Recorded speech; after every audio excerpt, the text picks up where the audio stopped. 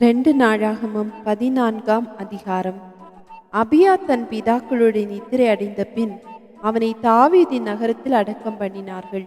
அவன் ஸ்தானத்திலே அவன் குமாரனாகிய ஆசா ராஜாவானான்.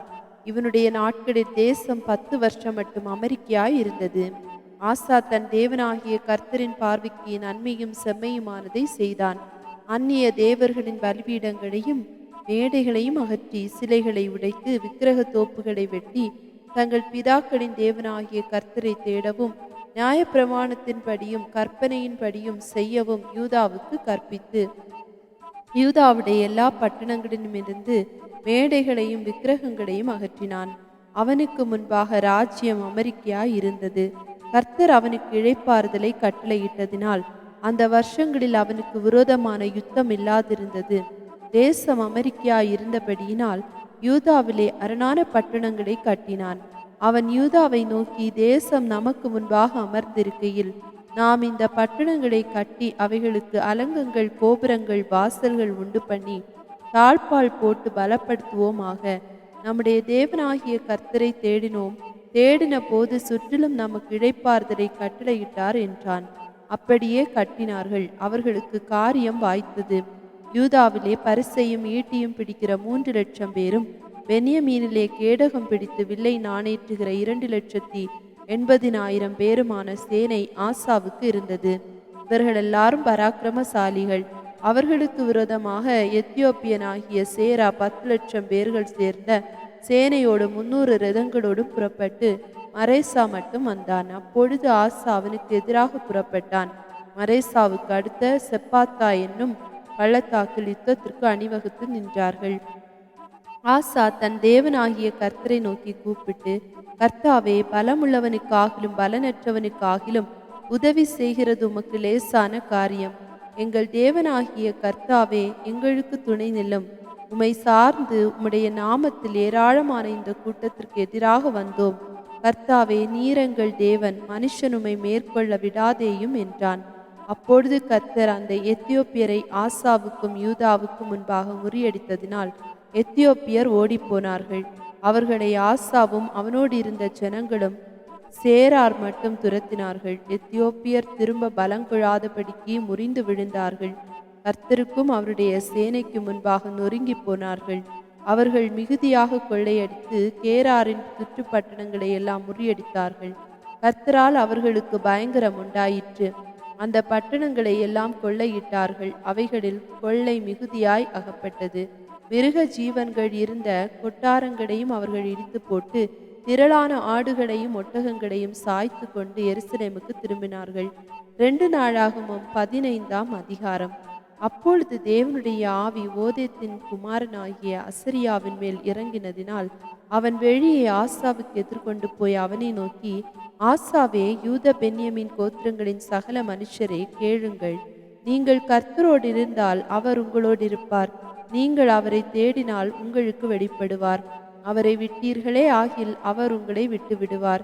இஸ்ரவேலிலே அநேக நாளாய் மெய்யான தேவனும் இல்லை, உபதேசிக்கிற ஆசாரியனும் இல்லை, வேதமும் இல்லை. தங்கள் நெருக்கத்திலே இஸ்ரவேலின் தேவனாகிய கர்த்தரிடத்துக்கு திரும்பி அவரை தேடின போது அவர் அவர்களுக்கு வெளிப்பட்டார்.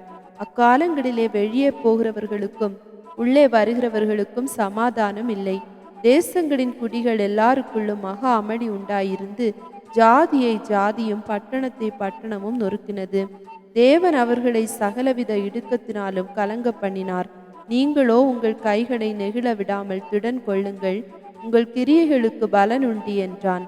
ஆசா இந்த வார்த்தைகளையும் தீர்க்கதரிசி ஆகிய ஓதேத்தின் தீர்க்க தரிசனத்தையும் கேட்டபோது அவன் திடன் கொண்டு அருவருப்புகளை யூத பென்யமீன் தேசம் அனைத்திலும் எப்ராஹிமின் மலை தேசத்தில் தான் பிடித்த பட்டணங்களிலுமிருந்து அகற்றி கர்த்தருடைய மண்டபத்தின் முன்னிருக்கிற கர்த்தருடைய பலிபீடத்தை புதுப்பித்து அவன் யூத பென்யமீன் ஜனங்களையும் அவர்களோட கூட எப்ராஹிமிலும் மனேசேயிலும் சிமியோனிலும் இருந்து வந்து அவர்களோடு சஞ்சரித்தவர்களையும் கூட்டினான். அவனுடைய தேவனாகிய கர்த்தர் அவனோடு இருக்கிறதை கண்டு இஸ்ரவேலிலிருந்து திரளான ஜனங்கள் அவன் பட்சத்தில் சேர்ந்தார்கள்.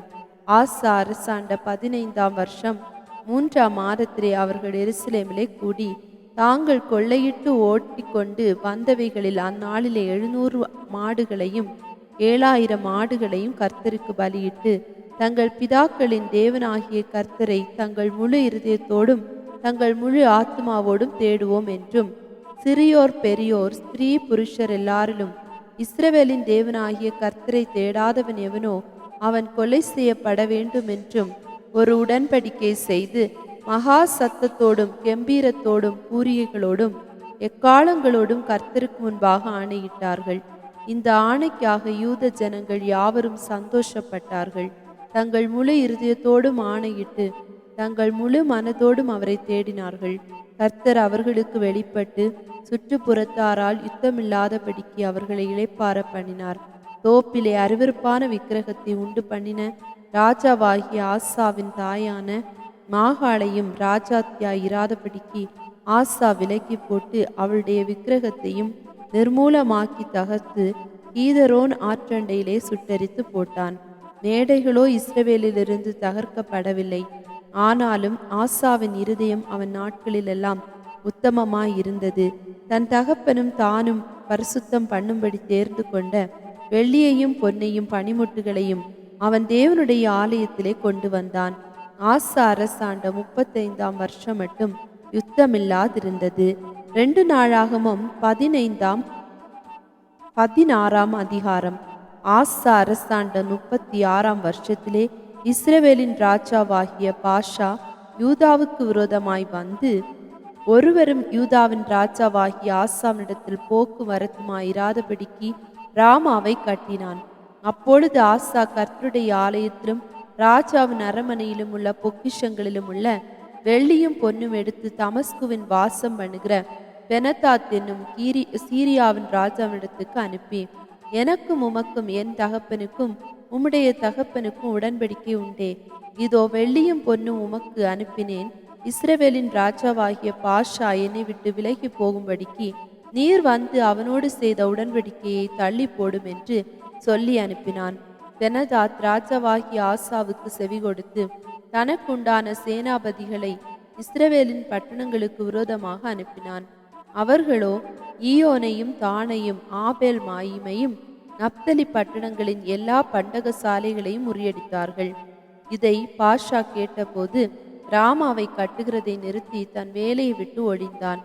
அப்பொழுது ராஜாவாகிய ஆசா யூதா அனைத்தையும் கூட்டிக் கொண்டு போய் பாஷா கட்டின ராமாவின் கற்களையும் அதன் மரங்களையும் எடுத்து வந்து அவைகளால் கேபாவையும் இஸ்பாவையும் கட்டினான். அக்காலத்திலே ஞானதிஷ்டிக்காரன் ஆகிய அனானி யூதாவின் ராஜாவாகிய ஆசாவிடத்தில் வந்து அவனை நோக்கி, நீர் உம்முடைய தேவனாகிய கர்த்தரை சார்ந்து கொள்ளாமல் சீரியாவின் ராஜாவை சார்ந்து கொண்டபடியினால் சீரிய ராஜாவின் இராணுவம் உமது கைக்கு தப்பி போயிற்று. மிகவும் ஏராளமான இரதங்களும் குதிரை வீரரும் உள்ள எத்தியோப்பியரும் லூப்பியரும் மகா சேனையாயிருந்தார்கள் அல்லவா? நீர் கர்த்தரை சார்ந்து கொண்ட போதோவெனில் அவர்களை உமது கையில் ஒப்பு கொடுத்தாரே. தம்மை பற்றி உத்தம இருதயத்தோடு இருக்கிறவர்களுக்கு தம்முடைய வல்லமையை விளங்க பண்ணும்படி கர்த்தருடைய கண்கள் பூமி எங்கும் உலாவிக் கொண்டிருக்கிறது. இந்த விஷயத்தில் மதி இல்லாதவராயிருந்தீர். ஆகையால் இது முதற்கொண்டு உமக்கு யுத்தங்கள் நேரிடும் என்றான். அதே நிமித்தம் ஆசா ஞானதிஷ்டிக்காரன் மேல் சினந்து கடும் கோபம் கொண்டு அவனை காவலறையில் வைத்தான். இதல்லாமலும் அக்காலத்தில் ஜனங்களுக்குள் சிலரை கொடூரமாய் நடப்பித்தான். ஆசாவின் ஆதியோடு அந்தமான நடவடிக்கைகள் எல்லாம் யூதாவையும் இஸ்ரவேலையும் சேர்ந்த ராஜாக்களின் புஸ்தகத்தில் எழுதியிருக்கிறது.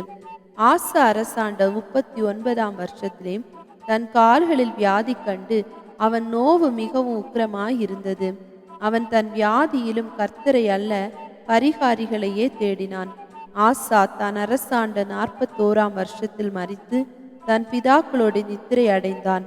தைலக்காரரால் செய்யப்பட்ட கந்த வர்க்கங்களினாலும் பரிமளங்களினாலும் நிறைந்த ஒரு மெத்தையின் மேல் அவனை வளர்த்தி அவனுக்காக வெகு திரளான கந்த வர்க்கங்களை கொடுத்தின பின்பு அவன் தாவீதின் நகரத்தில் தனக்கு வெட்டி வைத்திருந்த அவனுடைய கல்லறையிலே அவனை அடக்கம் பண்ணினார்கள். 2 நாளாகமும் 17ஆம் அதிகாரம்.